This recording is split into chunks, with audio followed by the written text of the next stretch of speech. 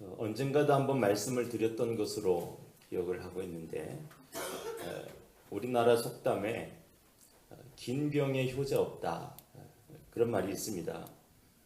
부모님의 병환이 길어지면 아무리 효자라도 지친다는 거죠. 부모님의 병환이 1년, 2년, 3년, 4년 정도가 아니라 10년, 20년 혹은 그 이상 지속되면, 그렇죠, 제 아무리 효자라고 해도 결국 병든 부모를 돌보지 않게 되고 또 버리게 되는 일들이 많이 있다는 것입니다. 그래서 긴병에 효자 없다, 그런 말인데, 하지만 여러분, 모든 사람이 그러는 것은 아니죠. 아무리 부모님의 병환이 길어진다고 해도 그래도 끝까지 효심을 버리지 않고 부모님을 돌보는 자식도 있습니다. 그러므로 속담을 좀 바꿀 필요가 있습니다. 긴 병에 효자 없다가 아니라 긴 병에 효자 드러난다가 정확한 말입니다. 긴 병에 진짜 효자가 드러나는 것입니다. 신앙생활에도 이와 같은 속담을 적용할 수 있을 것 같습니다. 일반적으로 긴 고난에 믿음 있는 자 없다, 이런 말이 성립될 만합니다. 정말 고난이 길어지면 믿음 버리는 사람들이 많습니다. 하지만 다 그러는 것은 아니죠. 아무리 고난이 극심하고 아무리 고난이 길어진다고 해도 끝까지 믿음의 자리를 지키는 사람들도 있는 것입니다. 그러므로 긴 고난에 믿음 있는 자 없다가 아니라 긴 고난에 진짜 믿음이 드러난다가 맞는 거죠. 진짜 효자는 평상시에 드러나지 않습니다. 부모님이 편찮으셔 봐야, 그것도 아주 오랜 시간 동안 편찮으셔 봐야, 그래야 진짜 효자가 드러나는 것입니다. 마찬가지로 진짜 믿음은 평상시에는 잘 드러나지 않습니다. 고난을 당해봐야, 극심하고 긴 고난을 겪어봐야 진짜 믿음이 드러나는 것입니다. 예루살렘 교회 성도들은 무서운 고난을 당했습니다. 재산을 몰수당하고 유대교에서 출교당했습니다. 정상적인 사회생활을 할 수가 없었습니다. 그것만 해도 너무나도 힘든 일인데, 그런데 생명의 위협까지 당해야만 했습니다. 급기야 함께 신앙생활하던 집사님이 돌에 맞아 죽는 일이 발생했습니다. 그들은 더 이상 예루살렘에서 살 수가 없는 지경이 되었습니다. 결국 그들은 그 무서운 고난을 피해서 예루살렘을 떠나게 됐습니다. 예루살렘을 떠나면 고난이 멈춰질 줄 알았습니다. 그런데 전혀 그렇지를 않았습니다. 가는 곳마다 전 세계 어디를 가도 유대인들이 있었고, 그 유대인들은 이미 400년, 500년 전부터 유대교를 중심으로 터를 잡고 있는 소위 디아스포라 유대인들이었습니다. 그러므로 예루살렘 교회 성도들은 고난을 피해서 예루살렘을 떠났지만 어디를 가든 예루살렘과 다를 바가 없었습니다. 고난이 그칠 줄을 몰랐습니다. 그렇게 되자 이제 지치기 시작했습니다. 긴 병에 효자 없다고 하듯이, 긴 고난에 믿음 있는 자 없다고 하듯이, 그칠 줄 모르는 고난으로 인해서 믿음 생활을 포기하고 그리고 적당히 타협하며 뒤돌아서려고 하는 자들이 속출하기 시작하는 것입니다. 그러므로 예루살렘 교회 감독인 야고보 감독은 고난으로 인해 흩어진 그 성도들에게 편지를 보내서 믿음을 지키라고, 긴 고난에 진짜 믿음이 드러나는 것이라고 그들을 강하게 독려하고 있는 것입니다. 그 중에 오늘은 고난 중에 하나님의 의를 드러내라고 하는 말씀입니다. 고난 중에 하나님의 의를 드러내라. 오늘 본문 20절을 보면 사람이 성내는 것이 하나님의 의를 이루지 못한다, 그렇게 말씀하고 있습니다. 자, 여러분, 우리는 이런 말씀들을 잘 읽어야 됩니다. 그러니까 이런 말씀을 그냥 일반적인 교훈으로 받는 사람들이 많습니다. 그래서 예수 믿는 사람은 절대로 성을 내서는 안 된다. 뭐 그런 식으로 이런 말씀을 활용하는 경우도 많습니다. 앞뒤 정황 보지 않고 또 이 서신서의 목적 같은 건 관심하지 않고 그냥 이 구절만 딱 떼내서 읽고 외우고 하면 얼마든지 그럴 수 있어요. 성내는 것은 하나님의 의를 이루지 못하는 것이기 때문에 예수 믿는 사람은 절대로 성을 내서는 안 된다. 이 말씀을 그렇게만 사용하게 되는 것이죠. 그래서 예수 믿는 사람들 중에 강박관념을 가지고 있는 사람들이 많아요. 예수 믿는 사람은 천사 같아야 된다고 하는 강박관념. 예수 믿는 사람은 절대 화를 내서는 안 되고, 그렇죠? 예수 믿는 사람은 무슨 일이 있어도 항상 웃어야 되고, 어떤 일이 있어도 큰 소리 내고 싸워서는 안 되고, 그게 온유함이라고 생각하는 사람들이 많아요. 예수 믿는 사람은 온유해야 된다. 절대 성내면 안 된다. 큰 소리 내고 싸워서는 안 된다. 항상 웃어야 된다. 그런 강박관념. 그래서 예수 믿는 사람들이 스스로 어떤 이미지를 가지고 있느냐? 감정도 없고 뭐 이래도 좋고 저래도 좋고 뭐 다 그런 이미지를 가지고 있어요. 예수 믿는 사람이 완전히 감정 노동자 같아요. 어떤 사람들은 그러는 게 또 평화주의자라고 그렇게 생각을 합니다. 평화주의자라고. 그래서 무슨 일이 있어도 안 싸워요. 절대 큰 소리 치지 않아요. 심지어는 누군가 잘못하고 있는 일을 봐도 지적도 하지 않으려고 해요. 큰 소리 나게 될까 봐. 누구를 책망하고 야단치고 그러는 일도 절대 안 해요. 잘못하면 싸움 나고 그러면 성내게 될까 봐. 그런 일들은 절대 하려고 하지 않아요. 좀 더 심한 사람들은 그런 일들을 겪게 될까 봐 사람을 피해요. 사람을 잘 만나려고 하지 않습니다. 사람 자꾸 만나면 죄 짓게 된다고 생각해요. 그래서 사람을 만나도 아주 얕게 만나요. 얕게.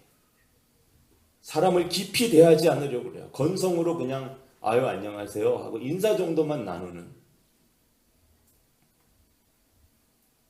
그리고 혼자서 주님 바라보고 혼자서 주님과 동행하면서 사는 것이 그것이 좋은 신앙인 것처럼 그렇게 생각하는 사람도 있습니다.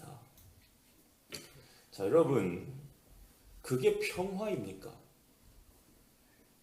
갈등을 무조건 피하고 그러기 위해서 사람도 피하고 잘못되어지는 일들을 무조건 덮고 큰 소리만 안 나게 하면 그러면 그게 평화일까요? 그렇지 않죠. 성경이 말씀하는 평화는 그런 게 아닙니다. 요즘에 수요일날 미가서를 통해서 배우고 있는데 이 시간에 다시 다 설명하기는 시간상 좀 어렵고 여러분 아무튼 성경이 말하는 평화, 성경이 말하는 평강, 소위 샬롬이라고 하는 것은 무조건 큰 소리 안 내고 무조건 싸우지 않고 뭐 그런 개념이 아닙니다. 물론 아무 때나 성을 내서는 안 됩니다. 그러나 여러분 성을 내야 할 일은 성을 내야 합니다. 화를 내야 할 일이 있을 때는 화를 내야 합니다. 예수님도 화를 내셨습니다. 보통 화를 내신 게 아닙니다. 성전에서 재물 장사하고 있는 자들을 보시고는 그냥 뒤집어 엎으셨습니다. 마태복음 21장 12절에 보면 이렇게 되어 있어요. 예수께서 성전에 들어가사 성전 안에서 매매하는 모든 사람들을 내쫓으시며 돈 바꾸는 사람들의 상과 비둘기 파는 사람들의 의자를 둘러 엎으시고 그들에게 이르시되 기록된 바 내 집은 기도하는 집이라 일컬음을 받으리라 하였거늘 너희는 강도의 소굴을 만드는도다 하시니라. 대단히 화를 내십니다. 또 바리새인들과 서기관들을 보시고는 독사의 자식들아 욕을 해대셨습니다. 누가복음 13장 32절에 보면 헤롯 왕을 가리켜서는 여우 같은 놈이라. 물론 성경에는 놈이라 그렇게 되어 있지는 않지만 주님이 그러셨죠. 뭐 여우 같은 분이라 그러셨지는 않으실 거예요.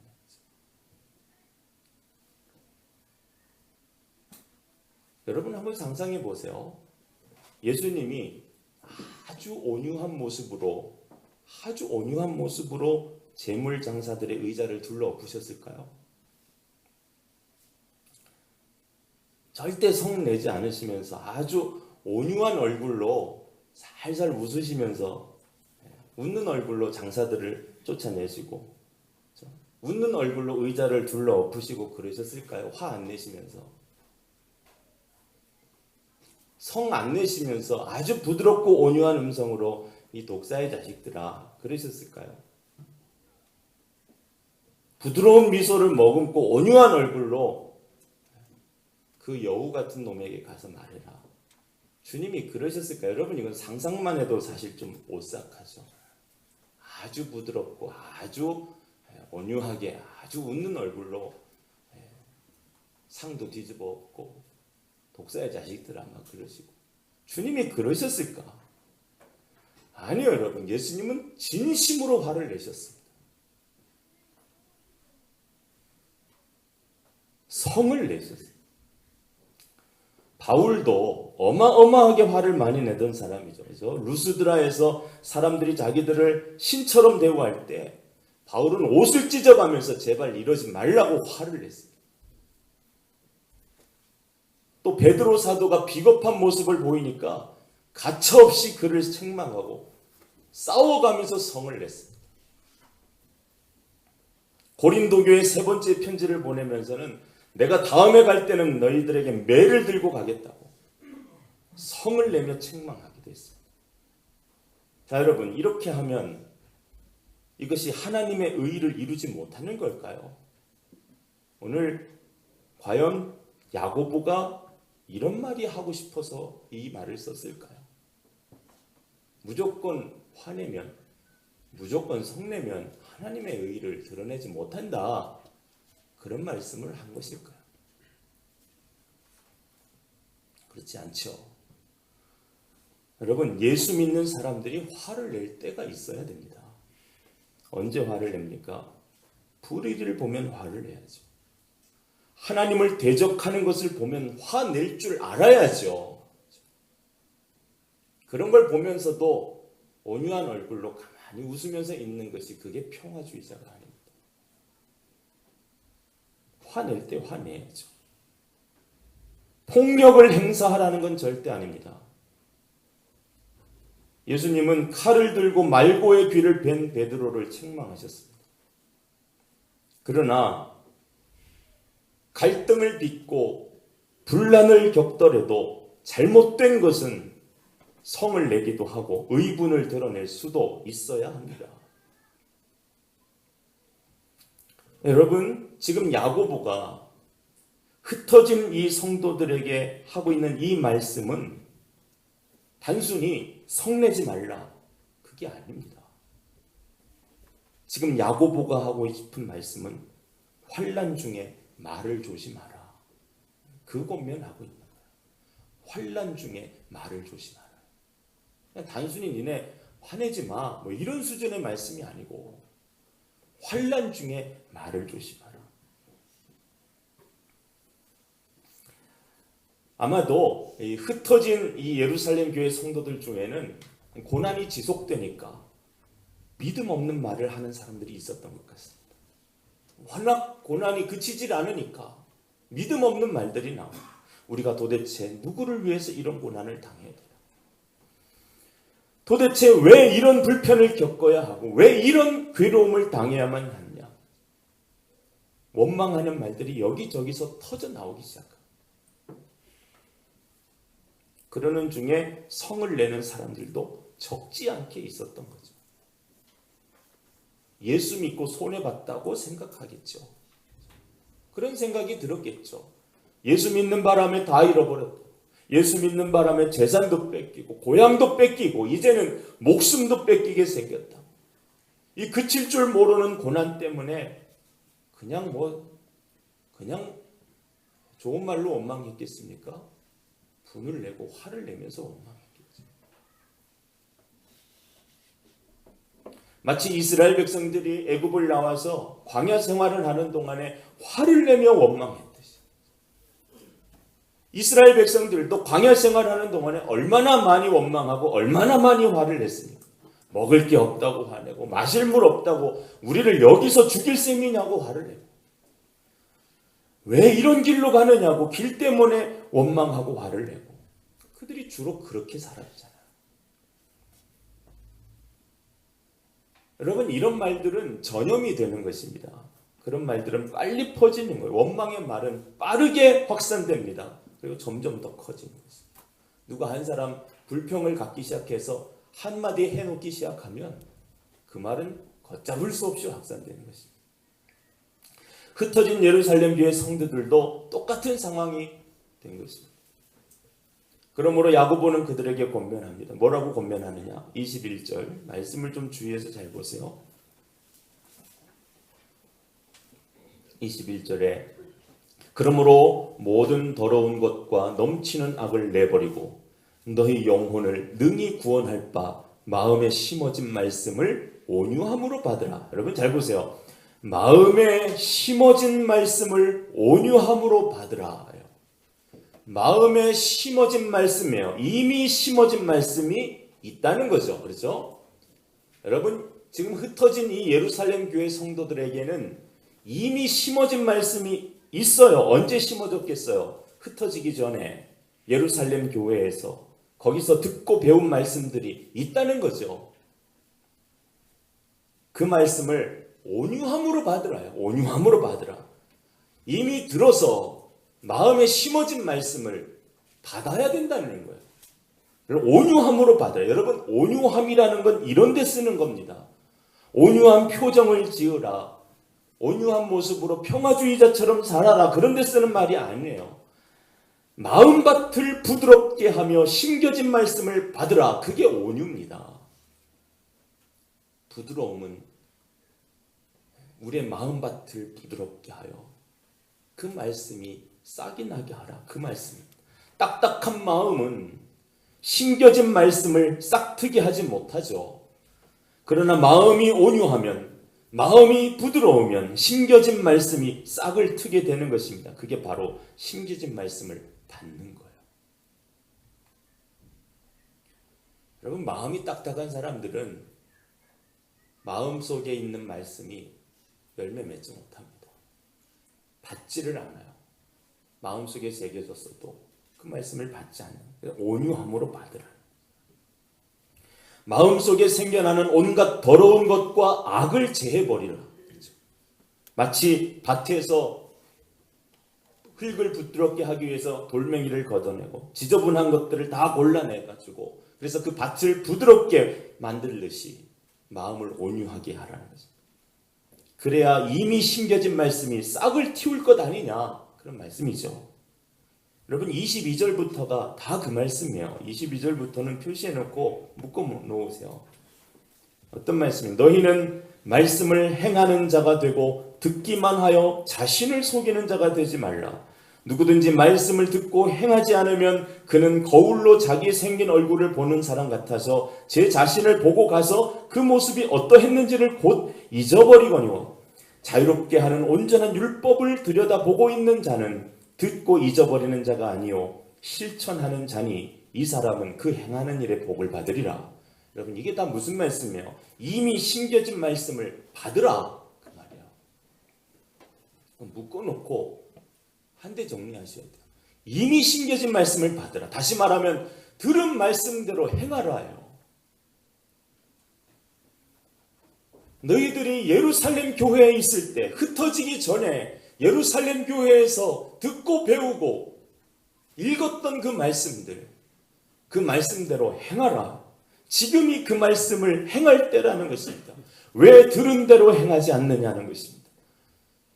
거울로 얼굴을 봤으면 더러운 것을 씻어내야지. 거울만 보고 씻어내지도 않을 거면 뭐하러 거울은 보느냐. 너희가 흩어지기 전에 이곳 예루살렘 교회에서 열심히 듣고 보고 배운 말씀들, 그 말씀들을 잊어버리지 말고 지금 그 말씀대로 행하라요. 그러면 지금 행해야 되는 말씀이 어떤 말씀이라는 거예요? 19절. 어떤 말씀입니까? 내 사랑하는 형제들아, 너희가 알지니 사람마다 듣기는 속히 하고 말하기는 더디하며 성내기도 더디하라. 여러분, 이게 너희는 알지니, 이것은 우리 예전 성경의 번역이 많습니다. 너희가 알거니와예요. 너희가 이미 들어서 이미 배워서 알고 있듯이, 그런 말입니다. 예전 성경이 제대로 번역된 것이었어요. 너희가 알고 있듯이 사람마다 듣기는 속히 하고 말하기는 더디하며 성내기도 더디하라. 사람이 성내는 것이 하나님의 의를 이루지 못함이라. 이것을 지금 행하라는 거예요. 이 말씀이 너희들 마음 안에 있지 않느냐. 이 말씀을 지금 행하라는 것입니다. 여러분, 말하기를 더디하라. 이 말은 말을 좀 줄이라. 말을 좀 줄이라. 고난 중에, 환난 중에 여러분, 말을 줄여야 합니다. 환난 중에는 사람들과 나누는 말을 줄여야 돼요. 환난 중에 사람들과 많은 말을 하게 되면 반드시 원망하는 말이 나오게 되죠. 처음에는 그저 내 처지와 상황을 이해받고 싶어서 그냥 그렇게 시작하지만 말하다 보면 나중에는 반드시 원망으로 이어지게 되어 있습니다. 그러므로 환난 중에는 말을 더디해야 합니다. 그러나 늘려야 될 말이 있죠. 어떤 말이에요? 기도의 말입니다. 환난 중에는 하나님과 하는 말을 늘려야 됩니다. 말을 줄이고 기도를 늘려야 됩니다. 그것이 경건입니다. 26절에 누구든지 스스로 경건하다 생각하며 자기 혀를 재갈 물리지 아니하고 자기 마음을 속이면 이 사람의 경건은 헛것이라. 자, 여기서 여러분, 자기 마음을 속인다. 자기 마음을 속인다. 이 말은 21절에 언급됐던 바 마음에 심어진 말씀을 받지 않는 것을 뜻하는 말이에요. 마음에 심겨진 말씀을 안 받는 것은 그건 자기 마음을 속이는 일입니다. 이미 듣고 배워서 마음에 새겨진 말씀을 행동으로 옮기지 않는 것은 자기 마음을 속이는 거라, 그 뜻입니다. 그렇죠? 22절과 같은 표현이에요. 22절. 너희는 말씀을 행하는 자가 되고 듣기만 하여 자신을 속이는 자가 되지 말라. 듣기만 하고 행하지 않는 자, 마음에 심어진 말씀을 온유함으로 받지 않는 자, 다 똑같은 표현. 그들은 자기를 속이는 자라. 그러니까 마음을 속이지 말라, 그 말은 그 말이죠.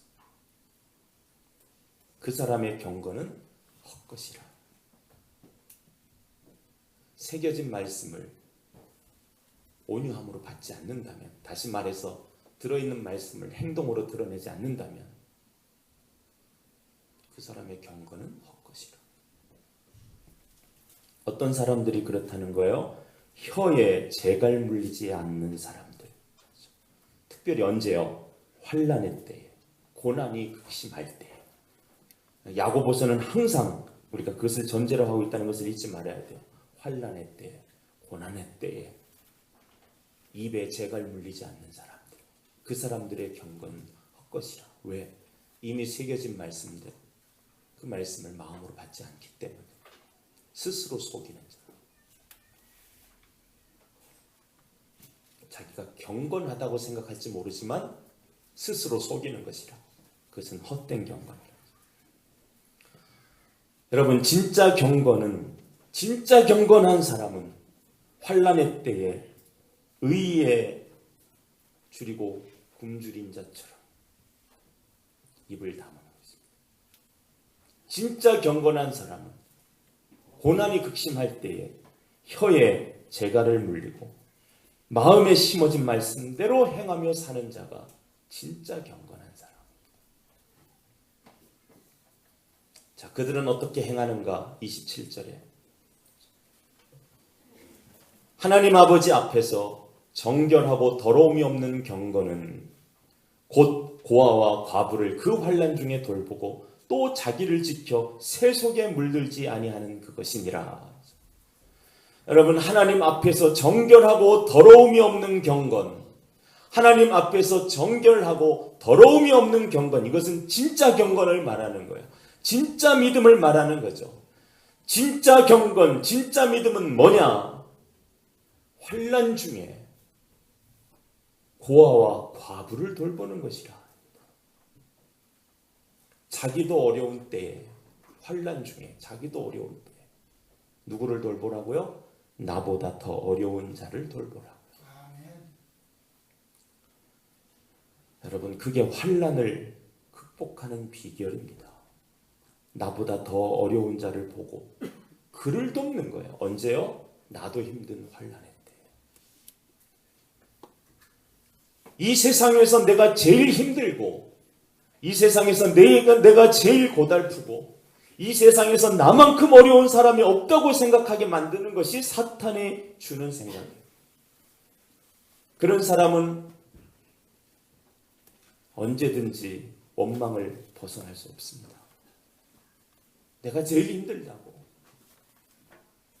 내가 제일 고달프다고 그렇게 생각하는 사람들은 항상 원망, 언제나 성낼 준비를 하면서 살게 돼요. 누가 톡 건들면 바로 폭발하는 거예요.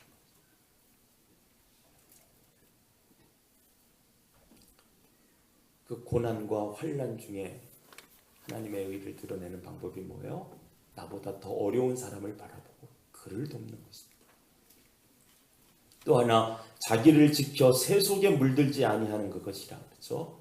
이 말씀은 우리가 다음에 볼 말씀과 연결되어 있기 때문에 그 말씀과 이어서 보도록 하겠습니다. 자, 여러분, 지금 야고보가 흩어진 성도들, 시련과 고난 때문에 흩어진 그 성도들에게 요구하는 것은 그냥 단순히 너희들 원망하지 마, 너희들 말 함부로 하지 마, 그냥 더 어려운 사람들 생각하고 그들을 도와줘, 단순히 그 정도 말을 하려는 것도 아닙니다. 야고보가 지금 이렇게 해야 된다고 말하는 이유가 있어요. 그게 뭐냐? 20절입니다. 뭐죠? 하나님의 의를 이루라 하는 것입니다. 그렇게 해서 뭐를 이루라고요? 하나님의 의를 이루라고요. 환난 중에 하나님의 의를 이루라는 것입니다. 하나님의 의라는 것은 하나님의 오르심을 말합니다. 하나님이 옳다는 것입니다. 하나님의 오르심을 부인하지 말라는 것입니다. 우리는 잘못하면 환난 중에 마치 하나님이 틀리셨다고, 무슨 하나님이 일어나고 하나님이 옳지 못하시다고 그렇게 표현하게 되는 경우가 많습니다. 내가 환난을 당한다는 것 때문에 하나님이 틀렸다고 말하게 돼요. 내가 고난을 당하고 있다는 것 때문에 하나님이 옳지 않다고 말하게 돼요. 아닙니다, 여러분. 하나님은 언제나 옳으십니다. 하나님은 언제나 선하십니다. 하나님은 언제나 의로우십니다. 내게 어떤 일이 생겨도 하나님은 옳으십니다. 내게 더 극심한 고난이 다가와도, 내가 상상할 수 없었던 무섭고 큰 일이 내게 일어난다 할지라도 그래도 하나님은 옳으십니다. 이 고난이 내 평생에 그치지 않고 이 고난으로 인하여 내가 마침내 죽는다 할지라도 그래도 내게 행하시는 하나님의 역사는 항상 의로우십니다. 이것을 인정하는 것이 긴 고난 중에 드러나는 진짜 믿음입니다. 이 사실을 드러낸 성경이 욥기입니다.